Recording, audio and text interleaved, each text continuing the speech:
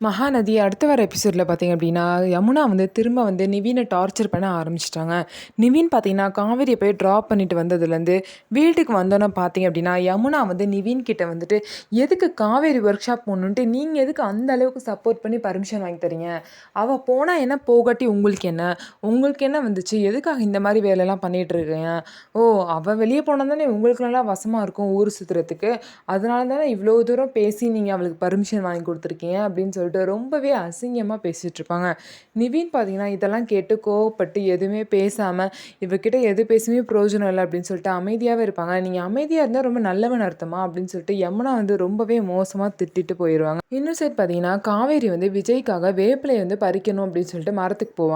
மேல தான் நல்ல வேப்பிலையா இருக்குன்னு சொல்லிட்டு கொஞ்சம் மேல ஏறேன்னு சொல்லிட்டு லைட்டா ஸ்லிப் ஆகி கால் மட்டும் கொஞ்சம் இதாயிரும்.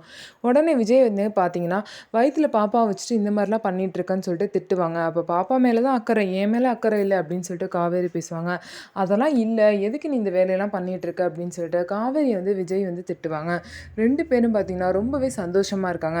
காவேரி வந்து விஜய ரொம்பவே லவ் பண்றாங்க. ஆனா யமுனா பார்த்தீங்கன்னா, என்னதான் லவ் பண்ணி நிவின மேரேஜ் பண்ணாலும் ரொம்பவே சந்தேகப்பட்டுட்டு இருக்காங்க. இப்படியே யமுனா வந்து நிவின சந்தேகப்பட்டுட்டு இருந்தா, கண்டிப்பா வந்து நிவினோட வாழ்க்கையில யமுனா வந்து இருக்கவே மாட்டாங்க. இந்த மாரி தான் வரப்போற எபிசோட்ல நடக்க போகுது.